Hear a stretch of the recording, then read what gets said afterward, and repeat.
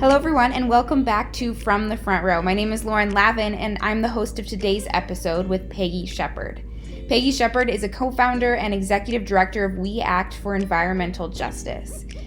Peggy Shepard was visiting the University of Iowa College of Public Health in order to receive the Hansen Award for all of the work that she's done in environmental justice. In addition to all of the work and being executive director of We Act, she's been named co-chair of the White House Environmental Justice Advisory Council and the chair of the New York City Environmental Justice Advisory Board. She was also the first female chair of the National Environmental Justice Advisory Council to the U.S. Environmental Protection Agency. She also serves on the executive committee of the National Black Environmental Justice Network and on the board of advisors of the Columbia Mailman School of Public Health.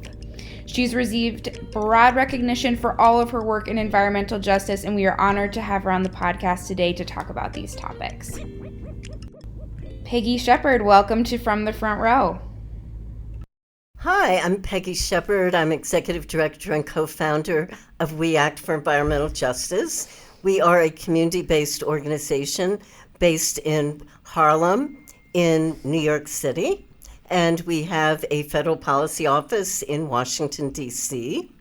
And we are an organization that works to organize the most affected people by environmental policy to engage in helping to develop more sustainable policies in order to really create healthy, sustainable communities. Yeah, and when did you start We Act?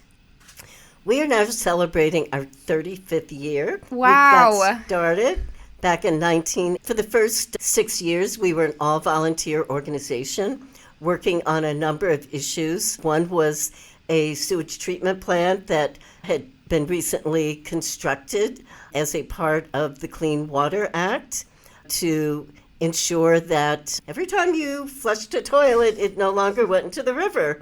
That seems important. That's pretty important. So the federal government told New York City, you got to create a sewage treatment plant. That's got to stop. That didn't happen until 1988 or after that? That's correct. Oh my gosh. That's crazy. Okay. Mind blown. So yeah, the plant was actually constructed in 1986 and began operating.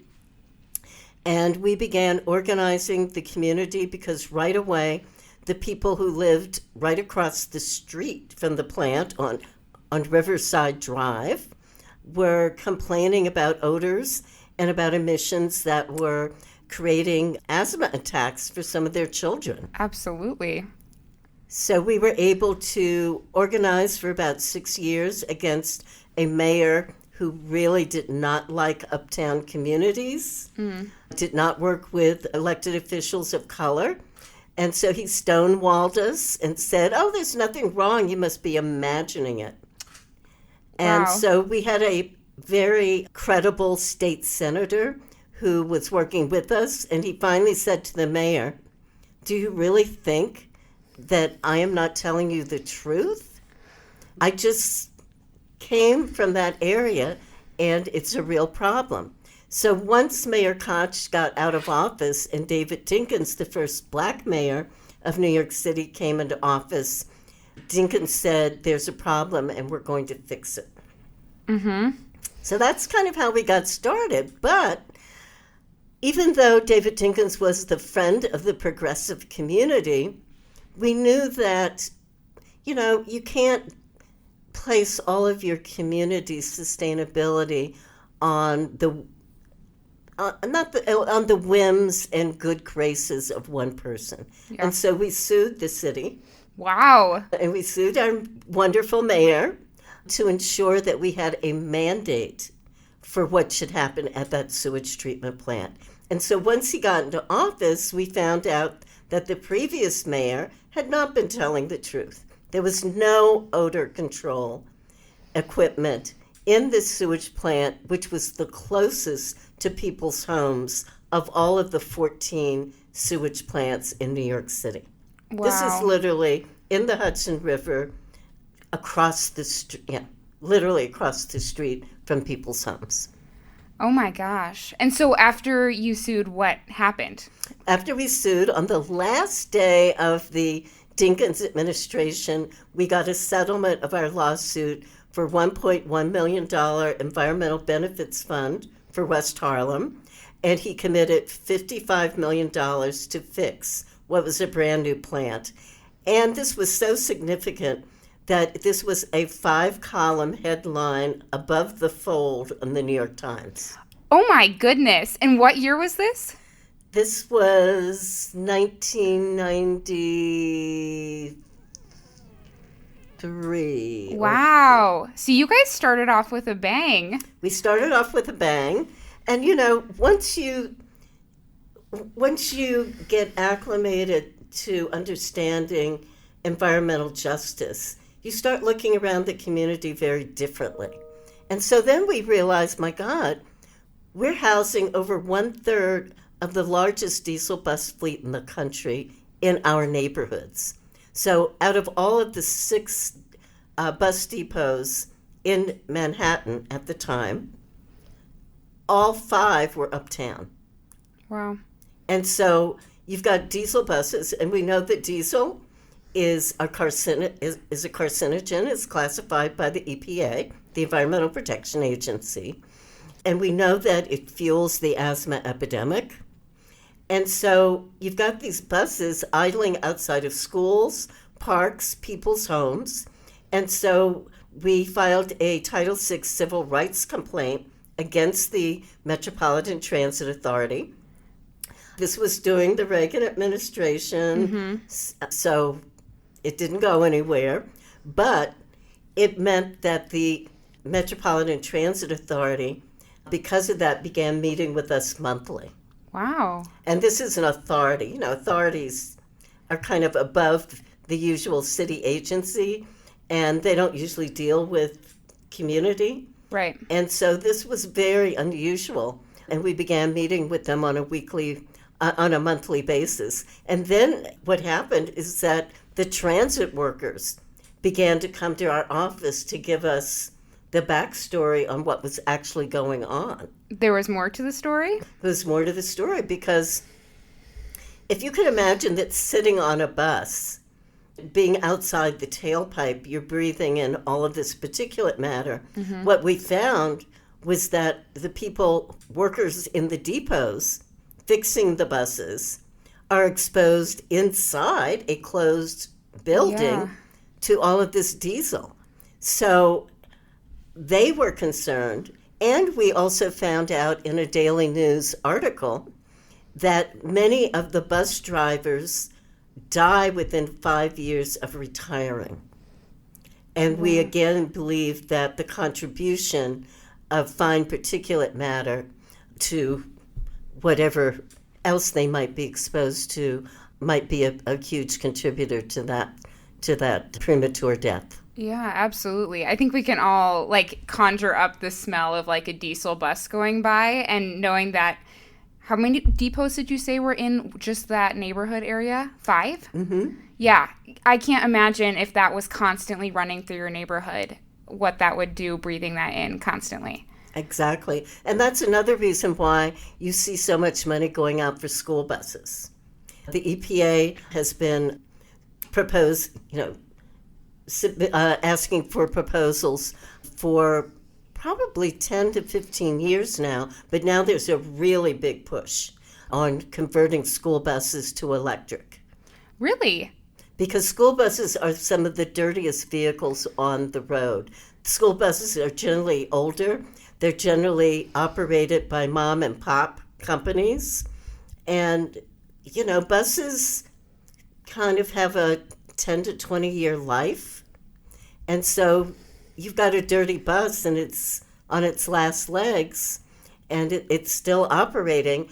And so what we found is that it is more dangerous for a child sitting in the bus than standing outside the bus at the tailpipe.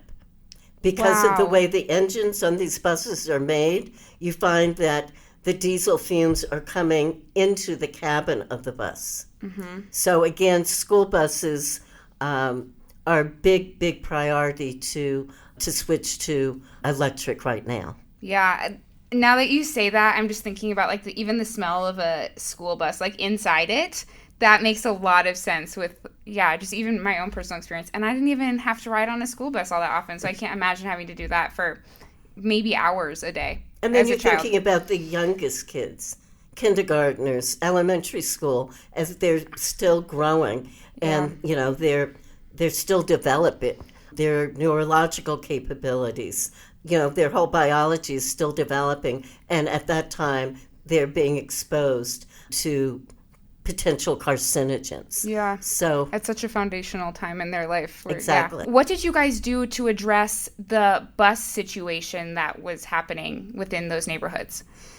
So again, by filing the civil rights suit, which was not upheld, it again gave us an opportunity to develop a relationship with the Metropolitan Transit Authority. I think the MTA then began to realize that they were in more, they used to say, we're in the business of moving people. But no, transportation-related air pollution is quite significant. And so I think they began to understand that because we worked with the Columbia School of Public Health. They had a study that we were part of. They had a Columbia Children's Environmental Health Center. And that center was focused on a cohort of 720 pregnant women from Harlem and the South Bronx who wore backpack air monitors during their pregnancy so that we could understand the impact of diesel emissions on them and the developing fetus. And then on the children, once they have been born, we have followed the children of this cohort of 720 women for now 22 years. That is a massive undertaking. A massive undertaking. Not my organization, but the Columbia School. But we were the community partner for that study. And that study gave us the data to hit the MTA day after day. It took us 18 years of having the data, organizing, advocating to finally get the MTA to invest in hybrids, electric buses, and to really begin to redevelop the bus depots so that every bus is now inside the depot instead of idling outside on the streets. And actually, a couple of the depots have been closed. Wow. What a story of resilience and determination. 18 years. And you kept at it. And we had the data from a well-established university with world-renowned researchers. Yeah, I think that kind of shows like how resistant, I don't know if it's government agencies or just even private organizations are to change, even when the data is in your hand and you need advocacy and lots of it in order to promote some of that change that needs to happen. Well, also you really have to understand the business to a certain degree as well. For instance, a bus is on the road for up to 16, 20 years. So when you suddenly say you've got to convert every bus, they can't really go out and throw out all those buses and buy all new ones. Right. These buses are hundreds of thousands of dollars. So I do have an understanding of that, but you've got to get that trend, you've got to push that trend along because it can take many, many years for a whole fleet to transform.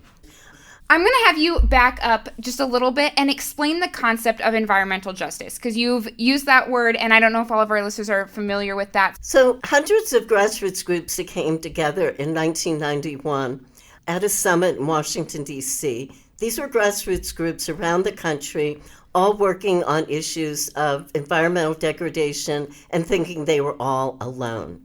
So I had already been working on this issue, as I've explained, in New York. I get to this meeting in Washington, D.C., and there's 300 other people who are doing the same work. I thought we were the only one. And then we came together, we developed principles of environmental justice, and I would urge everyone to Google 17 Principles of Environmental Justice and read them because they're very salient today. And so the movement came together to address the disproportionate amount of pollution going into communities of color, low-income communities, and indigenous communities. Because we understood that that was the common thread that brought us all together, that all of our communities were dumping grounds for pollution. And that in many cases, industry were intentionally siting facilities in those communities because we were less informed, we were less powerful in terms of voting, and often land is cheaper in some of our communities. And so we really came together in a national environmental justice movement to address this disproportionate impact of pollution that was really scarring the health and the landscapes of our communities. Do you have any other examples of where this has happened in the U.S. besides in New York City? All over the country. So New Jersey has the most Superfund sites in the country. The Gulf Coast is overrun with petrochemical, oil companies, plastics manufacturers. All of these companies have situated themselves in the Gulf Coast. In Texas, you've got Texas, San Diego, New Jersey, you have ports where ships are using diesel fuel and have trucks coming in and out to haul away cargo. So people are living literally next door to those kinds of facilities. In California and in Texas, there's no zoning. So a industrial facility can be next door to your backyard where your kid is playing. Yeah, that's scary. That's scary. California, a cement factory grinding out cement dust can be right next door to your home because there's no zoning. Wow. And that's physical particulate matter that they can probably even see. Oh, and there's yeah. still no law against it. Yes. Wow. I think I've heard, and this is maybe particularly relevant to the Midwest farming area, that commercial agricultural farming operations are really big. And so they have massive amounts of animals and they pump the sewage into large sloughs, and that can be really dangerous. And like you said, they're concentrated in areas where minority populations live because the land is cheaper. It's cheaper, but they also feel that they will get less pushback because people aren't as informed. So, a more affluent community has lawyers and doctors and all kinds of professional people who are like, oh, no, not here, because they know what it means. In a lot of our lower income communities, people aren't as informed and they don't know what a sewage treatment plant or industrial facility may mean to their health. And, we've worked with some local high school, and I remember getting some letters from some of the students where we had, run programs. And one young woman said, I thought that I had to live with mold and water intrusion in my apartment. I just thought that was the way it was, that's all I could expect. And now I realize that I can advocate against that and that this isn't the normal. And I don't have to live with that. And that was so powerful to me that she actually thought this was just life. Mm-hmm. This is what, I can expect. And what a thought.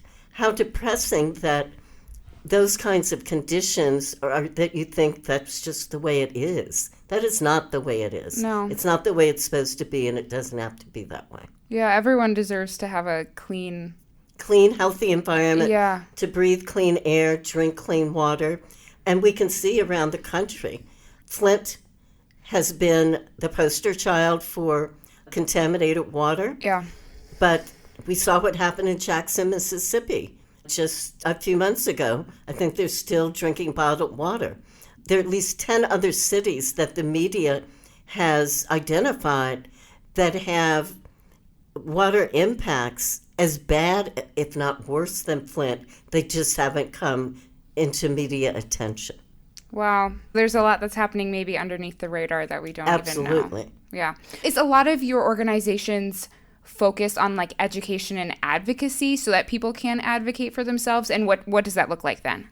So we are community-based and we're membership-based. So we have 1,000 members in our community, And of course, Harlem is a very diverse community in terms of income and ethnicity. And so some people would say, oh, so that means you've got all the brownstoners and, all of the more affluent people are coming to your meetings. None of them come. None of them. Over 20% of our members live in public housing. Wow.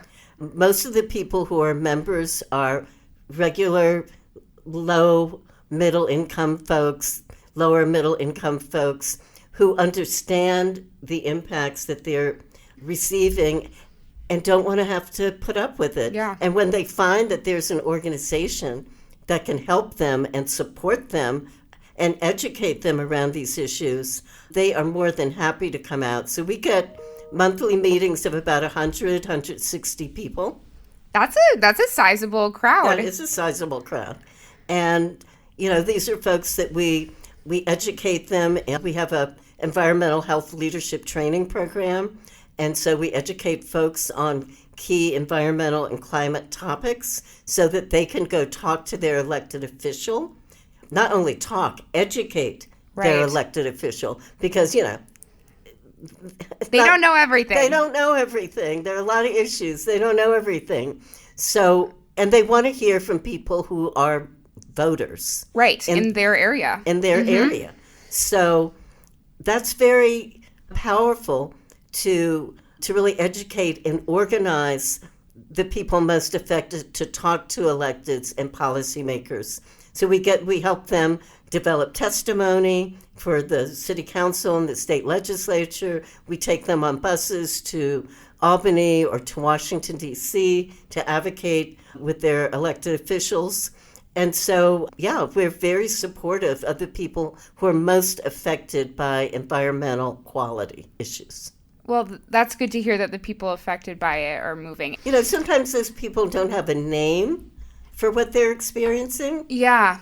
But they know they are experiencing something negative. And when you name it for them and give them all of the background on how this, why this is still happening and that it doesn't have to happen, it really creates a lot of value and a lot of motivation for those folks to engage. Right. And this can happen on a small scale, too. I know, you just gave a presentation here at the College of Public Health, and you talked about gas stoves. Could you describe that situation? Because I had never heard about the gas stove problem until you brought it up an hour ago. Oh, my goodness. Yeah. Glad I wasn't boring everybody. No, definitely not. We were all learning something new, I think. So gas stoves emit fine particles and nitrogen dioxides. So they create a lot of indoor air pollution that impacts people with respiratory disease and impacts all of us. Right. And so what we are suggesting is to transition those gas stoves from gas to electric induction stoves that do not emit pollutants. And we've done this in 20 homes in public housing in the South Bronx with Latinos and Black residents, many of whom thought that cooking with gas meant that food tasted better. And they found out that that was not the case, that food tasted just as good with an electric stove, that in fact food cooked faster with an electric stove. Absolutely. And they were very happy. One of the tenant leaders said that every time with her gas stove, when she walked into the kitchen, she was coughing. And she has asthma and didn't really understand why. And so we found, and there are numerous studies everyone can look up, the Rocky Mountain Institute and others, Stanford University have done studies, and they are absolutely frightening.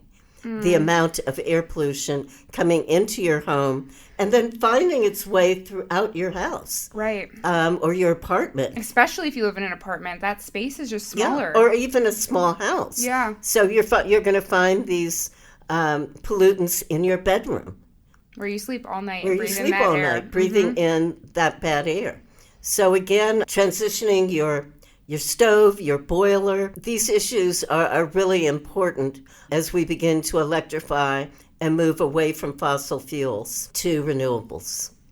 Well, I think that's even just something that people who are listening to this can think about as they have to change appliances or move to a different house, is looking and it's at also a climate change issue because gas stoves are emitting methane and carbon. Yeah. So it's also, a fix for climate change. So we've got to reduce those if we're going to meet our goals of, by 2050 of reducing our carbon footprint. Yeah.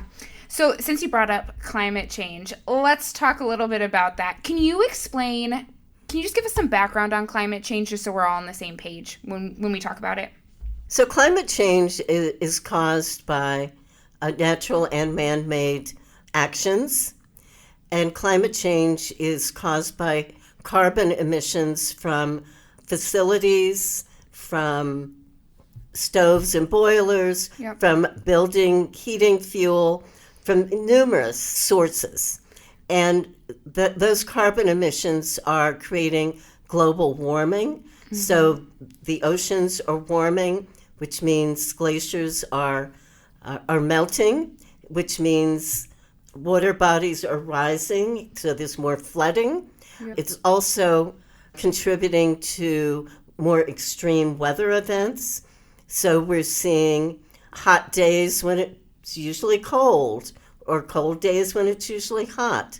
We're seeing more drought, which affects food production, which might mean that food costs are going to go up because there's a scarcity, because maybe it was too cold in California during the grape or fruit season. So that means if you want to buy those fruits, they're going to be more expensive and there are going to be less of them. Mm-hmm. So drought, excessive rain, all of these extreme weather events are making a huge impact on our cities, on our rural communities. I know here in Iowa, there have been significant flooding. Yes. And even here on this campus, many of the buildings were flooded. Yeah.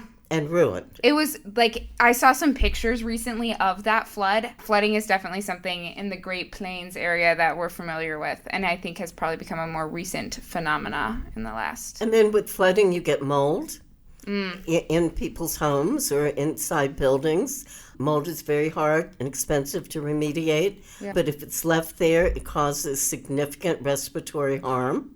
So again, we're going to see more climate migration. Because of this, we're going to see more people leaving rural areas because it's harder to raise food and make a living doing that. We're going to see people in island states around the world having to evacuate and move because of sea level rise. We're going to see drought creating famine in places like Africa and other countries. And so when we see this migration, which some people feel so threatened by, we've got to begin to develop policies because in the United States, it's our consumption levels that are helping to create this problem in these underdeveloped countries.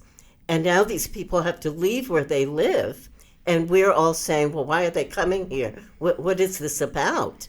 Well, this is about the fact that they can no longer be sustained in the communities they were living in because of climate change and because of our consumption patterns. Climate change can be a controversial issue. So when you address these topics with people who maybe don't believe that it's happening or don't agree with that, how do you address some of this or have a dialogue about it in a way that is, convincing, positive? I think it's very hard to talk to climate deniers. Okay. They don't really want to hear it. And it's a better use of our time to educate regular people about these issues because they are experiencing the impacts and now they will know why. Yeah. And it's better to talk to maybe moderate elected officials in Congress who may not know much about the issue but are getting educated about it to really make a difference. If you're really a climate denier, there's not much I'm going to be able to say to change your mind. So we've really got to deal with the people in the middle or the people who just don't know about it at all, because we can all see there's a problem. Right. I think that's great tangible advice. When you're looking at climate change policy, what's happening in the U.S. right now? What would you like to see happen in the next couple of decades? Well, we certainly have to develop goals. Every city and state needs to develop goals and figure out how they're going to meet them. So some cities are doing more wind and solar in order to meet the goals. Some cities are moving further away from burning fossil fuels, which we all have to do if we're going to meet the goals. So every city is going to look at a different combination of recommendations and fixes. And it all may be different, but we've got to reduce our commitment to fossil fuels and our reliance on fossil fuels if we're going to make a difference. And we also know that without some really important technologies, we may not be able to meet our goals. The problem is, what are those technologies? And so we've got some issues around carbon capture and sequestration that's very controversial, that requires more pipelines to transmit carbon to other locations in the country. Many communities are pushing back against these pipelines. Yeah. We've got at least 50 permits pending in the Gulf Coast, which is already, you've got Cancer Alley in the Gulf Coast. I mean, they're already heavily impacted by fossil fuels. And so these new so-called technologies that are basically unproven, because none of them have ever been demonstrated to work at scale, but now we have billions of dollars going to develop activities with industrial facilities who should be going out of business, but now they have a new revenue source called carbon capture, and they've never done it before, so now they're going to get a whole lot of money to try it. I know that the carbon pipeline is something that's been featured in Iowa, because I think it's one of them is slated to go through. Can you explain what the carbon pipeline is and what the goal of it is? The legislature has appropriated billions of dollars for these carbon technologies and for hydrogen hubs. But in order for these technologies to happen, there have to be pipelines that are either going to, once you've sequestered carbon, how do you transfer it? Right. It's got to be transmitted through a pipeline to a place where it's going to be sequestered. Okay. We also have pipelines that are transmitting oil and gas throughout the country. Right. And those are equally as controversial. Yeah. Because we know they could leak. We know pipelines leak methane. We know that if they leak, they can contaminate groundwater. Yep. And a lot of people are on well water, so that's a problem. Especially in rural areas where these pipelines are going through. Areas. Mm-hmm. So you have a lot of farms and farm owners who are saying no to these pipelines going through their property. So it is very controversial at a time when there are billions of dollars and companies are developing proposals to the government to explore these technologies. I would guess that some of the issue is also that if it's transporting a gas, it may be less likely to see if something was wrong on the pipeline. So If it was leaking, you might not know, versus oil, you maybe would, or at least sooner, but gas, you might not. Well, so we now know, because there has been certainly an increase in methane detection, looking at how the technology to detect methane leaks. And methane leaks are an important contributor to climate change. So there's now more technology to detect those kinds of leaks. Yeah. But after you've spent billions on a pipeline and it's leaking, and now it's contaminating groundwater in a particular community, that's a huge problem. Yeah. And how do you clean that up? And how do you make those people whole for having, pristine water quality? Right. Well, it's good to know that they have technology for it. And of course, it's newer. Right. It's just really coming on board that we can begin to really nationally look at where these methane leaks are. The Environmental Defense Fund is putting up a methane satellite that they've been working on for the last few years that will be able to detect methane leaks around the country and the world. Wow. We've talked a lot about, well, a lot of variety of environmental topics. If one of these resonates with an individual, what advice would you give them if they're looking to advocate? What are some practical steps that they could do in order to advocate at the local, state, federal level going forward? If you're living in an urban environment, buildings are a big issue, a contributor. Transportation, again, is a big contributor if the transit is using fossil fuels. Right. So advocating that the buses in your neighborhood are clean buses. They're hybrid, they're electric. That the school buses are electric. Even though there's money for that, a lot of these school buses are owned by small districts. They're owned by mom and pop operators who may not have the capacities to submit a proposal to get this money. So again, it's really incumbent on us in our locality to understand where those pressure points are and what needs to be done if we're going to have a just transition to renewables. Solar and wind, we can all advocate for that. Solar tax credits for homeowners. Right. We can all advocate for that with our elected officials. So, and of course, there are all things that we can do in our own homes that are good, but they're small. Right? They're small fixes, and we should all be doing them to play our part, but we've got to advocate for the greater good. Right. And we've got to do that with our elected officials who are developing policies to address these issues. Yeah, we got to advocate for the people who maybe can't. And we all work in companies.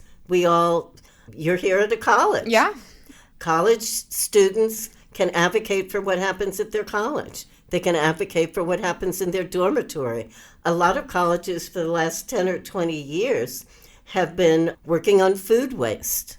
In fact, some colleges have different houses where they compete at how much food waste they reduce. Yeah. So there are things we can do at every level, whether you're a student, if you're in an elementary school, you can advocate for cleaner water in your or water testing in your water fountain. Most of those school water fountains have lead. Ooh. And that's why a lot of them are closed up and kids can't use them because they have lead. You can be advocating for that. You can be advocating for how your school is heated, advocating for air conditioning because now we're going to have more extreme heat days. And kids, we already know from studies that if kids are too hot or too cold, they cannot learn.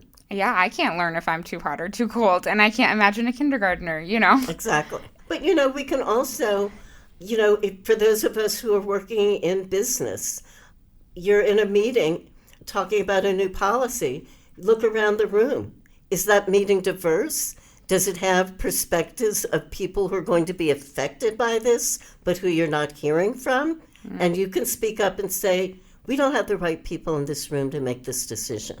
What a great way to start a conversation and moving that forward. Exactly. Who is in the room makes a really big difference of how those priorities are going to get set and what those actions will be. Yeah, you can't help people you can't see. How can individuals, regardless of their background, support the cause of environmental justice and contribute to preventing climate change in the future? You've heard of the term NIMBY, not in my backyard. So a lot of communities so maybe there's a waste transfer station or there's a landfill. Nobody wants it in their backyard. But where it's going to end up is in a community that is the least powerful.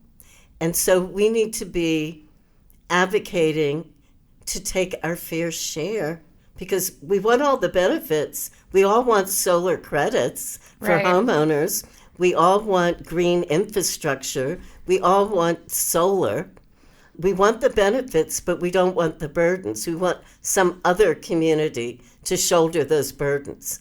We need to get to a point where there aren't burdens. And when we get to that point, it's because we have policies that are going to switch us to renewables so that we're not using dirty energy. And we need people who are saying, this doesn't need to go anywhere. We don't need to have the same winners and losers. So what do we need to do? How do we need to develop a policy that will be equitable for everybody and take into account those who are the most vulnerable? That's really impactful. Yeah, that there's no burden on anybody. That's going to take a while to get there. I'm not saying that's easy, but we've got to start the conversation, and we've got to push back on the more powerful interests that this is not okay. Right. Well, and it's like you said earlier, you have to have a goal in order to know where you're going. So if you don't maybe state big goals, you're never going to achieve them. Exactly. Okay, so this is the last question, and we ask this question to everyone that comes on the podcast, and that is, what was one thing that you thought you were right about, but then later found out you were wrong about? And it can be anything in life. It can be small, big, but something that you found out you were later wrong about. I think we often think that government is uncaring and not responsive. And when you begin to work with government, you understand that the people there are passionate. I mean, if you go to the EPA, oh my God, those people are passionate about having clean environments. I had never met so many people of color scientists. I mean, they're all at EPA.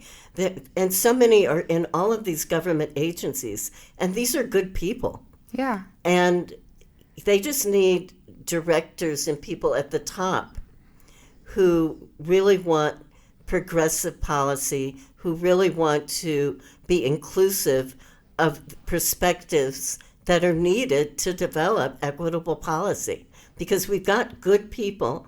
You know, I'm sure a lot of the students you're working with, you go to school with here are going to be those new people in those agencies. And those students really care. They care about our folks, they care about our communities, and they want to do what's right. Absolutely. And so I think that's one thing working with government I found, that that many folks there want to be responsive, and they are totally committed, and they need our outside help to push and make that happen. Well, that's really promising. What a positive note to end this on, that we can all prompt some change up into the future. So I'd like to thank you, Peggy, so much for being on the podcast. We are so glad that you were a Hansen Award recipient here at the University of Iowa College of Public Health and that you joined us here today. Well, thank you, and I look forward to using what I've learned from talking to many of the students and faculty here to be a stronger advocate around rural issues as well. That's great. Thank you. That's it for our episode this week. We were honored to have Peggy Shepard from We Act joining us on the podcast today. I hope that you learned something about environmental justice and what advocacy could look like in your own life. This episode was hosted and written by Lauren Lavin and edited and produced by Lauren Lavin. You can learn more about the University of Iowa College of Public Health on Facebook. Our podcast is available on Spotify, Apple Podcasts, and SoundCloud. If you enjoyed this episode and would like to help support the podcast, please share it with your colleagues, friends, or anyone interested in public health. Have a suggestion for our team? You can reach us at cph-gradambassador@uiowa.edu. This episode is brought to you by the University of Iowa College of Public Health. Until next week, stay healthy, stay curious, and take care.